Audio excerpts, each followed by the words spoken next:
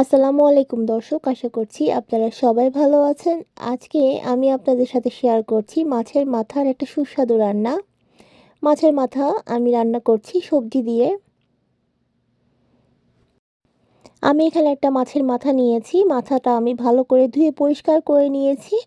এখন এর সাথে আমি দিয়ে দিচ্ছি গুঁড়া মশলা, দিয়েছি হলুদের গুঁড়া, মরিচের গুঁড়া আর স্বাদমতো লবণ। সব মশলা দিয়ে আমি ভালো করে এটাকে মাখিয়ে নিচ্ছি। আমি এখানে আজকে নিয়েছি মৃগেল মাছের মাথা। এইটা আপনারা রুই, কাতলা কিংবা ইলিশ মাছের মাথা দিয়েও করতে পারেন। মাছের মাথাটাকে আমি তেলে ভেজে নিব। প্যানে আমি তেল দিয়ে নিচ্ছি, অল্প করে তেল দিয়ে নিচ্ছি। তেলটা গরম করে নিয়ে এতে আমি মাছের মাথা দিয়ে দিচ্ছি।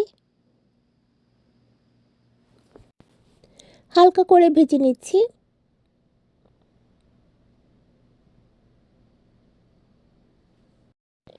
মাছের মাথা ভাজা হয়ে গেছে, এবার আমি উঠিয়ে নিচ্ছি।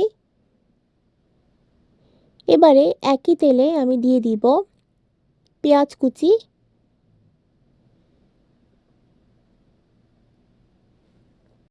পেঁয়াজ নরম হওয়া পর্যন্ত আমি ভেজে নিচ্ছি। পেঁয়াজ নরম হয়ে গেলে এবার আমি এতে দিয়ে দিচ্ছি রসুনের বাটা,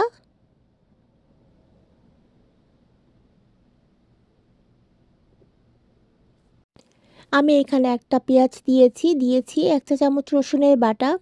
এবারে দিয়ে দিচ্ছি গুঁড়া মশলার মধ্যে দিয়েছি হলুদের গুঁড়া, মরিচের গুঁড়া, ধনিয়ার গুঁড়া আর স্বাদমতো লবণ। অল্প একটু পানি দিয়ে আমি কষিয়ে নিচ্ছি।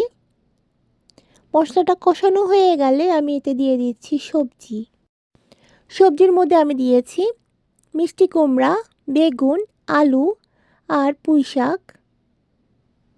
এবারে মশলার সাথে সবজিগুলোকে আমি ভালো করে মিশিয়ে নিচ্ছি।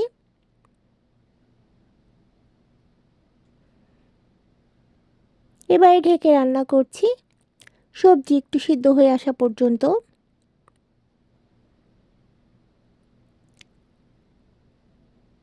অল্প আঁচে রান্না করেছি। মশলার সাথে একটু কষিয়ে নিয়েছি সবজিটাকে। এবার আমি দিয়ে দিচ্ছি ভেজে রাখা মাছের মাথা।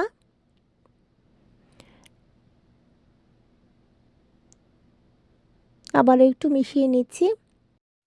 এবারে আমি এতে দিয়ে দিচ্ছি পানি। আমি প্রথমে 1 কাপ পানি দিয়েছি। 1 কাপ পানি দেওয়ার পরে আমার মনে হয়েছে ঝোলটা একটু কম হচ্ছে। আমি আবারও আধা কাপের মতো পানি দিয়ে দিচ্ছি। এই পানিতেই সবজিটা ভালো করে সিদ্ধ হয়ে যাবে পুরোপুরি। আর যতটুকু ঝোল আমি চাই ঠিক ততটুকু ঝোল থাকবে। আবারও ঢেকে রান্না করছি সব কিছু ভালো করে সিদ্ধ হয়ে যাওয়া পর্যন্ত। আমি 4 থেকে 5 মিনিট রান্না করে নিচ্ছি।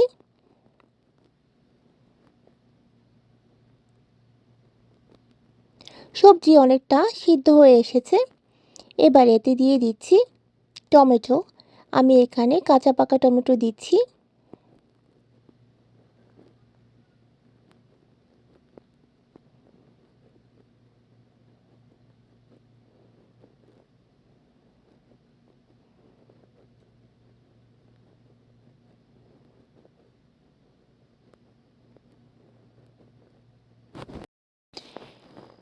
আমি আমার ঝাল মতো এখানে মরিচ দিয়ে দিচ্ছি। এবারে এখানে দিয়ে দিচ্ছি 2টা নাগা মরিচ আর দিয়ে দিচ্ছি বেশ কয়েকটা কাঁচা মরিচ।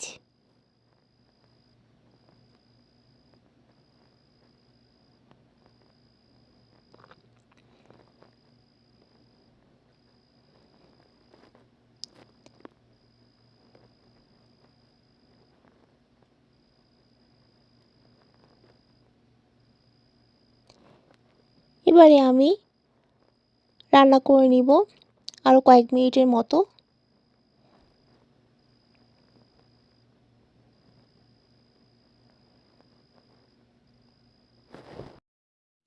সবজিগুলো ভালো করে সিদ্ধ হয়ে এসেছে।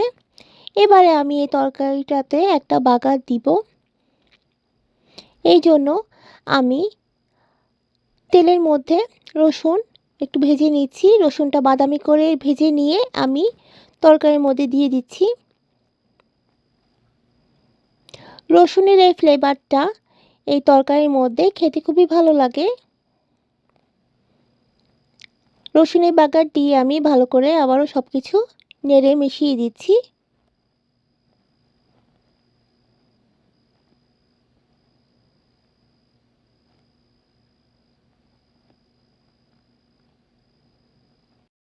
আমার মাছের মাথা দিয়ে সবজির তরকারি রান্না শেষ। এবারে আমি পরিবেশন করে নিচ্ছি। মাছের মাথা যারা খেতে পছন্দ করেন আশা করছি তাদের আমার রান্নাটা ভালো লেগেছে। বাসায় অবশ্যই একবার ট্রাই করে দেখবেন। আজকে তাহলে এই পর্যন্তই। ভালো থাকবেন সবাই। আমি আপনাদের জন্য দোয়া করি, আপনারাও আমার জন্য দোয়া করবেন। আসসালামু আলাইকুম, আল্লাহ হাফেজ।